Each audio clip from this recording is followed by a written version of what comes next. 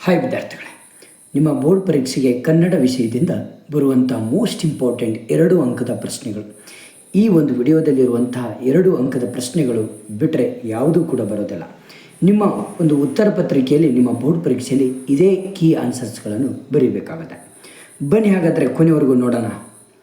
ನೋಡಿ, ಬಹುರೂಪಿಣಿ ವಿದ್ಯೆಯನ್ನು ರಾವಣ ಹೇಗೆ ಸಾಧಿಸಿದ? ರಾವಣ ಧ್ರುವ ಮಂಡಲದಂತೆ ಚಲಿಸದೆ ಚಿತ್ತ ನಿರೋಧ ಮಾಡಿ ದಿವ್ಯ ಮಂತ್ರದಿಂದ ಬಹುರೂಪಿಣಿ ವಿದ್ಯೆಯನ್ನು ಸಾಧಿಸಿದ.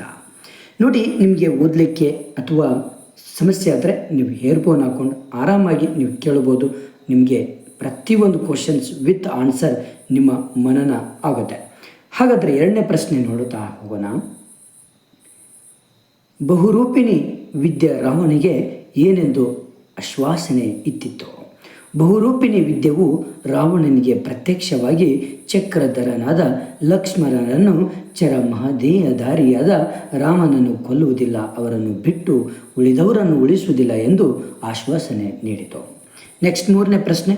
ರಾವಣ ತನ್ನ ಅಂತಃಪುರದ ಸ್ತ್ರೀಯರನ್ನು ಹೇಗೆ ಸಂತೈಸಿದನು ಅಂದರೆ ಉತ್ತರ, ನಿಮಗೆ ಇಂತಹ ಅವಮಾನ ಮಾಡಿದ ಅಂಗದಾದಿಗಳನ್ನು ಹುಬ್ಬು ಗಂಟಿನಿಂದ ಮಾತ್ರವೇ ಸೇರೆ ಹಿಡಿದು ತಂದು ನಿಮ್ಮ ಮುಂದೆಯೇ ಬಗೆ ಬಗೆಯಾಗಿ ಅವಮಾನಿಸುತ್ತೇನೆ ಎಂದು ಅವರನ್ನು ಸಂತೈಸಿದನು.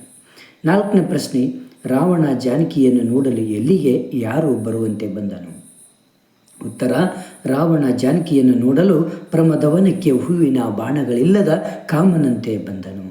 ನೆಕ್ಸ್ಟು 5ನೇ ಪ್ರಶ್ನೆಗೆ ಸರಿಯಾದ ಉತ್ತರ, ಸೀತೆಯ ತಲ್ಲಣಕ್ಕೆ ಕಾರಣವೇನು ಅಂದರೆ ಉತ್ತರ, ತನ್ನ ಕಡೆ ಬರುತ್ತಿರುವ ರಾವಣನ್ನು ಕಂಡು ಈತನಿಂದ ರಾಮ ಲಕ್ಷ್ಮಣರ ಬಗ್ಗೆ ಯಾವ ಕೆಟ್ಟ ವಾರ್ತೆಯನ್ನು ಕೇಳುವೇನೋ ಎಂದು ತಲ್ಲಣಗೊಂಡಳು. 6ನೇ ಪ್ರಶ್ನೆ. ರಾವಣನು ಸೊಕ್ಕಿನಿಂದ ಸೀತೆಯನ್ನು ಉದ್ದೇಶಿಸಿ ಆಡಿದ ಮಾತುಗಳ್ಯಾವುವು? ಉತ್ತರ, ನನಗೆ ಬಹುರೂಪಿಣಿ ವಿದ್ಯೆ ಸಿದ್ಧಿಯಾಗಿದೆ, ನನಗೆ ಅಸಾಧ್ಯವಾದುದು ಯಾವುದೂ ಇಲ್ಲ. ನೀನು ನಿನ್ನ ನೆಚ್ಚಿನ ರಾಮನನ್ನು ಬಿಟ್ಟು ನನ್ನನ್ನು ಒಪ್ಪಿಕೊಂಡು ಸಾಮ್ರಾಜ್ಯ ಸುಖವನ್ನು ಅನುಭವಿಸು ಎಂದು ನುಡಿತಾರೆ. ನೆಕ್ಸ್ಟು ಪ್ರಶ್ನೆ 7. ಸೀತೆ ರಾವಣನ ಏನೆಂದು ಬೇಡಿಕೊಂಡಳು? ಉತ್ತರ, ರಾವಣನ ಈ ಮಾತುಗಳನ್ನು ಕೇಳಿ ಆಕೆ ಅತೀವವಾಗಿ ದುಃಖಿಸುತ್ತಾಳೆ.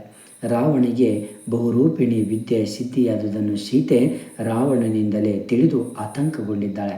ಈ ರಾವಣ ಇನ್ನೇನು ಅನಾಹುತಗಳನ್ನು ಮಾಡುವನೋ ಎಂಬ ಭಯ ಅವಳಿಗೆ. ಹೀಗಾಗಿ ರಾವಣನನ್ನು ಕುರಿತು ನನಗೆ ಕರುಣಿಸುವುದಾದರೆ ರಾವಣನೇ ಯುದ್ಧದಲ್ಲಿ ರಾಮನ ಆಯುಷ್ಯ ಮತ್ತು ಪ್ರಾಣದವರೆಗೂ ಹೋಗದಿರು ಎನ್ನುತ್ತಾ ಭೂಮಿಯ ಮೇಲೆ ಬಿದ್ದು ಮೂರ್ಛೆ ಹೋಗ್ತಾಳೆ. 8ನೇ ಪ್ರಶ್ನೆಗೆ ಸರಿಯಾದ ಉತ್ತರ. 8ನೇ ಪ್ರಶ್ನೆ. ರಾವಣ ತನ್ನನ್ನು ಅವಿವೇಕಿ ಎಂದು ಏಕೆ ಕರೆದುಕೊಂಡ ಅಂದರೆ ಉತ್ತರ, ಪ್ರಾಣ ಪ್ರಿಯರಾದ ರಾಮ ಸೀತೆಯರನ್ನು ಕಾರಣವೇ ಇಲ್ಲದೆ ಕಾಮನ ವ್ಯಾಮೋಹದಿಂದಾಗಿ ಆಗಲಿಸಿದೆ. ಹೀಗೆ ನನ್ನ ಕುಲದ ಹಿರಿಮೆ ನಾಶ ಮಾಡಿದ್ದಕ್ಕಾಗಿ ತನ್ನನ್ನು ಅವಿವೇಕಿ ಎಂದು ಏಕೆ ಕರೆದುಕೊಂಡ? ನೆಕ್ಸ್ಟು ಪ್ರಶ್ನೆ 9. ವ್ಯಸನಿಗಳು ಏನೇನಿಲ್ಲವೆನ್ನು ನಿರ್ಲಕ್ಷಿಸುತ್ತಾರೆ? ಉತ್ತರ, ವ್ಯಸನಿಗಳು ಹಿತಾಹಿತ ಚಿಂತೆಯನ್ನು, ಯಶಸ್ಸಿನ ನಾಶವನ್ನು, ಸೋಲಿನ ಸಂಪರ್ಕವನ್ನು, ಮನುಷ್ಯತ್ವದ ಕೇಡನ್ನು, ಆತ್ಮೀಯರ ಬೇಸರವನ್ನು ಮತ್ತು ಜನತಾಪವಾದವನ್ನು ನಿರ್ಲಕ್ಷಿಸುತ್ತಾರೆ. 10ನೇ ಪ್ರಶ್ನೆ. ರಾವಣನು ತನ್ನ ಆಪ್ತರನ್ನು ಕುರಿತು ಏನೆಂದು ಹೇಳಿದ? ದುರ್ವ್ಯಸನಿಯಾದ ನಾನು ವಿಭೀಷಣನನ್ನು ಹೊಡೆದುಳಿಸಿದೆ, ವಿಷಯ ಲಾಲಸೆಳೆಂಬ ಮದ್ಯದ ಆಮಲೇರಿದ ನಮ್ಮಂಥವರು ಯಶಸ್ಸಿನ ನಾಶ, ಅಭಿಮಾನದ ಕೇಡು, ಉತ್ತಮ ಗತಿ, ಆತ್ಮೀಯ ಗೆಳೆಯರ ವ್ಯಥೆ, ಜನರ ಅಪವಾದ ಇವುಗಳನ್ನೆಲ್ಲ ಅರ್ಥ ಮಾಡಿಕೊಳ್ಳಲಾರರು ಎಂದು ಹೇಳುತ್ತಾನೆ. ಪಗೆಯಂ ಬಾಲಕನೆಂಬುದೇ ಪುಲಿಗೇರಿ ಸೋಮನಾಥ. ಇದರಲ್ಲಿ ತುಂಬ ಇಂಪಾರ್ಟೆಂಟ್ ಪ್ರಶ್ನೆ. ಧನ ಮತ್ತು ಸುತನ ವಿಷಯದಲ್ಲಿ ಸೋಮನಾಥನ ಅಭಿಪ್ರಾಯವೇನು? ಇಲ್ಲಿ ಪುಲಗೇರಿಯ ಸೋಮನಾಥನು ಅಗತ್ಯ ಬಿದ್ದಾಗ ಆಗುವ ಸಹಾಯಗಳೇ ಶ್ರೇಷ್ಠ ಎನ್ನುತ್ತಾ ಅನುಭೋಗಿಸಲಾಗದ ಧನ ಇದ್ದರೂ ಯಾವುದೇ ಪ್ರಯೋಜನವಿಲ್ಲ. ಅದರಂತೆಯೇ ತಂದೆ ತಾಯಿಯರನ್ನು ಮುಪ್ಪಿನಲ್ಲಿ ನೋಡಲಾಗದ ಮಗನು ನಿಷ್ಪ್ರಯೋಜಕ ಎಂದು ಅಭಿಪ್ರಾಯಪಟ್ಟಿದ್ದಾನೆ. ಇನ್ನೊಂದು ಇಂಪಾರ್ಟೆಂಟ್ ಪ್ರಶ್ನೆ ಇದರಲ್ಲಿ, ಚಾಣ ಮತ್ತು ಸನ್ನೆ ಇವುಗಳ ಉಪಯೋಗವೇನು ಅಂದರೆ ಉತ್ತರ, ಕೆಲವು ಅಸಾಧ್ಯತೆಗಳು ಶಕ್ತಿಯಿಂದಲೇ ಸಾಧ್ಯವಾಗುತ್ತವೆ ಎಂದು ಭಾವಿಸಬಾರದು. ಶಕ್ತಿಗಿಂತ ಮುಕ್ತಿಯೇ ಮೇಲು ಎಂಬ ಸಂದೇಶವನ್ನು ನೀಡುವಾಗ ಪುಲಿಗೇರಿ ಸೋಮನಾಥನು ಈ ಚಾಣ ಮತ್ತು ಸನ್ನೆಗಳ ಬಗ್ಗೆ ಹೇಳ್ತಾರೆ. ಬೆಳಗುಜಾವ ದರಾರ್ ಬೇಂದ್ರೆ ಮುಕ್ತ ಕಂಠ ಈ ಒಂದು ಅಧ್ಯಾಯದಲ್ಲಿ ಇಲ್ಲಿ ಇಂಪಾರ್ಟೆಂಟ್ ಯಾವುದು ಅಂದರೆ ಬೆಳಕು ಬೇಟೆಗಾರ ಹೇಗೆ ಬರುತ್ತಾನೆ? ಉತ್ತರ, ಮೂಡಲವು ಕಣ್ಣು ತೆರೆದಾಗ ಕತ್ತಲು ಇಲ್ಲವಾಗಿ ಆಕಾಶ ಬಣ್ಣದಿಂದ ಕೂಡಿ ಗುಡಿ ಗೋಪುರಗಳೆಲ್ಲ ಬಲಿ ಬೀಸುತ್ತಾ ಬೆಳಕು ಬೇಟೆಗಾರ ಬರುತ್ತಾನೆ. ನೆಕ್ಸ್ಟ್ ಕ್ವಶನ್, ಕವಿಯ ಪ್ರಕಾರ ಮುಪ್ಪು ಮತ್ತು ಹರಿಯದ ನಡುವಿನ ವ್ಯತ್ಯಾಸವೇನು ಅಂದರೆ, ಕವಿಯ ಪ್ರಕಾರ ಮುಪ್ಪು ಚಿಂತನದಲ್ಲಿ ಮುಳುಗಿರುತ್ತದೆ, ಹರೆಯ ಸುಗ್ಗಿಯಂತೆ ಸಂಭ್ರಮ ಸಮೃದ್ಧಿ ಹೆಮ್ಮೆ ಉತ್ಸಾಹದ ಆಗರವಾಗಿರುತ್ತದೆ. ಶಿಲುಬೆ ಏರಿದ್ದಾನೆ KS ನಿಸಾರ್ ಅಹಮದ್. ಇದರಲ್ಲಿ ಮೋಸ್ಟ್ ಇಂಪಾರ್ಟೆಂಟ್ ಪ್ರಶ್ನೆ, ಶಿಲುಬೆಗೇರಿದ ಯೇಸುವಿನ ದೇಹ ಯಾರಿಗೆ ಏನನ್ನು ಅನ್ನುವಂತಿದೆ? ಉತ್ತರ, ಶಿಲುಬೆಗೇರಿದ ಯೇಸುವಿನ ದೇಹವು ಕೊಲೆಗಡುಕುವ ಬರಬ್ಬನ ವಕಾಲತ್ತು ವಹಿಸಿ ತನ್ನ ಎಡಕ್ಕೊಬ್ಬ ಬಲಕ್ಕೊಬ್ಬ ಕಳ್ಳರನ್ನು ನಿಲ್ಲಿಸಿ ನನ್ನನ್ನು ಅಕಾರಣವಾಗಿ ಶಿಲುಬೆಗೇರಿಸುವ ಶಿಕ್ಷೆಯನ್ನು ನೀಡಿದ ನಿಮ್ಮನ್ನು ದೇವರು ಕ್ಷಮಿಸಲಿ ಎಂದು ಪ್ರಾರ್ಥಿಸುವಂತಿದೆ. ನೆಕ್ಸ್ಟ್ ಪ್ರಶ್ನೆ, ಕ್ರಿಸ್ತ ಎಲ್ಲೆಲ್ಲಿ ಶಿಲುಬೆಗೇರಿದ್ದಾನೆ ಅಂದರೆ, ಕ್ರಿಸ್ತನಂತಹ ಮನಸ್ಸುಗಳು ಇಂದಿಗೂ ಕ್ರಿಸ್ತನ ಹಾಗೆ ಇಗರ್ಜಿ ಮಸಜ್ಜಿದ ದೇವಸ್ಥಾನ ಮಠಗಳಲ್ಲಿ ಕೋಟು ಕಾರ್ಖಾನೆ ಠಾಣೆ ಬಂದಿಖಾನೆ ದವಾಖಾನೆಯ ಕೋಣೆಗಳಲ್ಲಿ ದಲಿತರ ಸೋಗೆಗಳಲ್ಲಿ ನಿತ್ಯವೂ ಶಿಲುಬೆಗೇರಿದ್ದಾನೆ. ಮುಟ್ಟಿಸಿಕೊಂಡವನು P. ಲಂಕೇಶ್. ಸರಿಯಾದ ಮೋಸ್ಟ್ ಇಂಪಾರ್ಟೆಂಟ್ ಪ್ರಶ್ನೆ ಯಾವುದು ಅಂದರೆ, ಬಸಲಿಂಗನಿಗೆ ತನ್ನ ಕಷ್ಟದ ಮುಂದೆ ಯಾವುವು ಗೌಣವಾಗಿ ಕಾಣತೊಡಗಿದವು? ಉತ್ತರ, ಬಸಲಿಂಗನಿಗೆ ತನ್ನ ಕಷ್ಟದ ಮುಂದೆ ಉಳಿದಿರುವ ನೆಲ ಮಗುವಿನ ಕಾಯಿಲೆ ಗೌಣವಾಗಿ ಕಾಣತೊಡಗಿದವು. ಸೂತಕವನ್ನು ಪರಿಹರಿಸಲು ಸಿದ್ಧಲಿಂಗಿ ಏನು ಮಾಡಿದಳು ಅಂದರೆ, ಸೂತಕವನ್ನು ಪರಿಹರಿಸಲು ಬಸಲಿಂಗ ಮೈ ತೊಳೆದುಕೊಳ್ಳಬೇಕು. ತಿಮ್ಮಪ್ಪನವರ ಹಿತ ವಚನವನ್ನು ಮರೆಯದಿದ್ದರೂ ಅದು ಸ್ಪಷ್ಟವಾಗತೊಡಗಿತ್ತು. ಸಿದ್ಧಲಿಂಗಿ ಅವನಿಗೆ ಕಣ್ಣು ಮಾತ್ರ ನೆನೆಯದಂತೆ ಬಿಸಿ ಬಿಸಿ ನೀರು ಹೊಯ್ದು ಸ್ನಾನ ಮಾಡಿಸಿದಳು. ನೆಕ್ಸ್ಟ್ ಇಂಪಾರ್ಟೆಂಟ್ ಪ್ರಶ್ನೆ ಬಂದ್ಬಿಟ್ಟು ಇಲ್ಲಿ,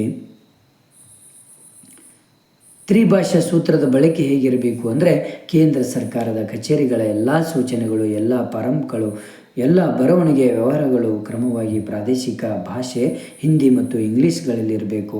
ಇದೇ ತ್ರಿಭಾಷಾ ಸೂತ್ರದ ಬಳಕೆ ಅಂತ ಹೇಳ್ತಾರೆ. ನಮ್ಮ ಸಾರ್ವಜನಿಕ ಶಾಲೆಗಳ ಬಗ್ಗೆ ಲೇಖಕರ ಅಭಿಪ್ರಾಯವೇನು ಅಂದರೆ, ಕುಸಿದು ಬೀಳುತ್ತಿರುವ ಕಟ್ಟಡಗಳು, ದೊಡ್ಡಿಯಾದ ತರಗತಿಗಳು, ಅಧ್ಯಾಪಕರಿಲ್ಲದ ತರಗತಿಗಳು, ಪಾಠ ಹೇಳದ ಅನರ್ಹ ಅಧ್ಯಾಪಕರು, ದಿನ ಬೆಳಗಾದರೆ ರಜೆ, ಶಿಸ್ತಿಲ್ಲದ ವ್ಯವಸ್ಥೆ, ಮೂತ್ರದ ವಾಸನೆ, ಪರಿಸರ, ಇದು ನಮ್ಮ ಸಾರ್ವಜನಿಕರ ಶಾಲೆಗಳ ಬಗ್ಗೆ ಲೇಖಕರ ಅಭಿಪ್ರಾಯವಾಗಿದೆ. ಇಂಗ್ಲೀಷ್ ಮೂಲಕವಾದ ಶಿಕ್ಷಣ ಹೇಗಿರುತ್ತದೆ ಅಂತ ಇದು ಒಂದು ಇಂಪಾರ್ಟೆಂಟು. ಇಂಗ್ಲೀಷ್ ಮೂಲಕವಾದ ಶಿಕ್ಷಣ ಕುಂಡನಲ್ಲಿ ನೆಟ್ಟ ಗಿಡಗಳಂತೆ ಬೇರು ನೆಲಕ್ಕಿಳುವುದಿಲ್ಲ, ಭೂಮಿಯ ಸಾರವನ್ನು ಅವು ಗ್ರಹಿಸುವುದಿಲ್ಲ, ಹಾಕಿದ ಇಡೀ ಗೊಬ್ಬರದಲ್ಲಿ ಅದು ಜೀವಮಾನವನ್ನು ಕಳೆಯಬೇಕು. ಇವು ಇಂಪಾರ್ಟೆಂಟ್. ನೆಕ್ಸ್ಟು, ಕನ್ನಡದ ಬಗ್ಗೆ ಮಾತನಾಡಲು ನಾವು ಯೋಗ್ಯತೆ ಗಳಿಸುವುದು ಯಾವಾಗ? ನಾವು ನಮ್ಮ ಮಕ್ಕಳನ್ನು ಯಾವ ಶಾಲೆಗಳಲ್ಲಿ ಓದಿಸುತ್ತಿದ್ದೇವೆ? ಪತ್ರಿಕೆ, ಸಿನಿಮಾ, ಮನೆಯ ಬೋರ್ಡ್, ಲೆಟರ್ ಹೆಡ್, ಲಗ್ನ ಪತ್ರಿಕೆ, ಬ್ಯಾಂಕು, ಚೆಕ್ ಇತ್ಯಾದಿಗಳ ಬಳಕೆಯಲ್ಲಿ ನಾವು ಎಷ್ಟರ ಮಟ್ಟಿಗೆ ಕನ್ನಡಿಗರಾಗಿದ್ದೇವೆ ಎಂಬ ಪ್ರಶ್ನೆಯ ಉತ್ತರ ನಮ್ಮನ್ನು ಚುಚ್ಚದಿರೆ ಮಾತ್ರ ನಾವು ಕನ್ನಡವನ್ನು ಕುರಿತು ಮಾತನಾಡಲು ಯೋಗ್ಯತೆ ಗಳಿಸಿಕೊಂಡಿದ್ದೇವೆ ಎಂದು ಅರ್ಥ ಬರುತ್ತೆ. ಕೃಷ್ಣೇಗೌಡನ ಆನೆ ಭಾಳ ಇಂಪಾರ್ಟೆಂಟ್ ಇದು ಲೆಸನ್. ಇದರಲ್ಲಿ ಮೋಸ್ಟ್ ಇಂಪಾರ್ಟೆಂಟ್, ಕೊಂಬೆ ಲೈನ್ ಮೇಲೆ ಬೀಳಲು ಆನೆಯೇ ಕಾರಣವೆಂದು ದುರ್ಗಪ್ಪ ಯಾವ ಆಧಾರದ ಮೇಲೆ ಹೇಳಿದ ಅಂದರೆ, ಆ ದರಿದ್ರ ಕೃಷ್ಣೇಗೌಡರ ಆನೆ ಮಾಡಿರೋ ಕೆಲಸ ಇರಬೇಕು. ಮರದ ಹತ್ರ ಅದರ ಲದ್ದಿ ಬಿದ್ದಿದೆ, ಮರದ ಎಲೆ ಕಿತ್ತೊಳಕ್ಕೆ ಹೋಗಿ ಕೊಂಬೆನೇ ಮುರಿದು ಹಾಕಿದೆ.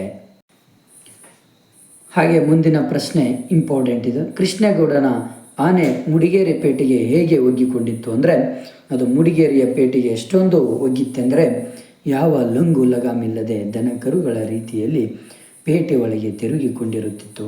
ಸ್ಕೂಲು ಮಕ್ಕಳು ಅದರ ಹತ್ತಿರ ಬರಲು ಹೆದರುತ್ತಿದ್ದವಾದರೂ ಅವು ದೂರದಿಂದಲೇ ಗೌರಿ ಎಂದು ಕೂಗಿದರೆ ಸಾಕು, ಸೊಂಡಿಲೆತ್ತಿ ಸಲಾಂ ಮಾಡುತ್ತಿತ್ತು. ನೆಕ್ಸ್ಟು, ಆನೆ ಸಾಕುವುದರ ಬಗ್ಗೆ ಜನರ ನಂಬಿಕೆ ಏನಾಗಿತ್ತು ಅಂದರೆ, ಆನೆ ಸಾಕುವುದು ಎಂದರೆ ಎಲೆಕ್ಷನ್ಗೆ ನಿಂತ ಹಾಗೆ, ಮನೆ ಮಠ ಸಂಪೂರ್ಣ ಹಾಳು ಮಾಡಿಕೊಂಡು ಹೆಂಡತಿ ಮಕ್ಕಳ ಬಾಯಿಗೆ ಮಣ್ಣು ಹಾಕುವ ಕ್ಷಿಪ್ರ ಮಾರ್ಗ ಇದೆಂದು ಎಲ್ಲರೂ ದೃಢವಾಗಿ ನಂಬಿದ್ದರು. ನೆಕ್ಸ್ಟು, ಕಾಡಾನೆ ಹಾವಳಿಗೆ ಪ್ರಕಾಶ್ ನೀಡಿದ ಕಾರಣಗಳೇನು ಅಂದರೆ, ಕಾಡಾನೆಗಳು ಊರಿನ ಕಡೆ ಬಂದು ಜನರ ಪೈರು ಫಸಲಿಗೆ ಹಾನಿ ಮಾಡಲು ಕಾರಣ. ಅರಣ್ಯ ಇಲಾಖೆಯವರು ಕಾಡಿನ ಮರಗಳನ್ನು ತೆಗೆದು ನೀಲಗಿರಿ, ಆಕಾಶೀಯ ಮುಂತಾದ ಆನೆಗಳಿಗೆ ನಿರುಪಯುಕ್ತವಾದುದನ್ನು ನಡೆಯುತ್ತಿರುವುದು ಎಂದು ಹೇಳಿದ. ನೆಕ್ಸ್ಟ್ ಲಾಸ್ಟ್, ಜಬ್ಬಾರ್ ನಿರೂಪಕರಿಗೆ ಅಂಚೆ ವಿಲೇವಾರಿ ಬಗ್ಗೆ ಅಸಡ್ಡೆಯಿಂದ ಏನು ಹೇಳಿದ ಅಂದರೆ, ಅಯ್ಯೋ ಯಾವ ಮದುವೆ ಮನೆ ಕಾಗದ ನೀವೇನು ಹೋಗೋದಿಲ್ಲ, ಏನಿಲ್ಲ, ಅವನ್ನು ಇವತ್ತು ಕೊಟ್ಟರೋ ಒಂದೇ, ನಾಳೆ ಕೊಟ್ಟರೋ ಒಂದೇ ಎಂದು ಅಸಡ್ಡೆಯಿಂದ ಹೇಳುತ್ತಿದ್ದ. ಇವು ಇಂಪಾರ್ಟೆಂಟ್ 2 ಅಂಕದ ಪ್ರಶ್ನೆಗಳು. ಯಾರು ಕೂಡ ನೆಗ್ಲೆಕ್ಟ್ ಮಾಡಿ ಮೇಡಮ್, ನಿಮ್ಮ ಫ್ರೆಂಡ್ಸಿಗೆ ಶೇರ್ ಮಾಡಿ. ಹಾಗೆ ಎಲ್ಲ ವಿಷಯದ ಇಂಪಾರ್ಟೆಂಟ್ ಪ್ರಶ್ನೆಗಳು ಈಗ ಬರ್ತದೆ. ಹಾಗೆ ಸಬ್ಸ್ಕ್ರೈಬ್ ಮಾಡಿದರೆ ಆ ವಿಡಿಯೋಸ್ಗಳು ಬಂದು ನಿಮಗೆ ತಲುಪುತ್ತೆ. Okay, thank you friends, thank you.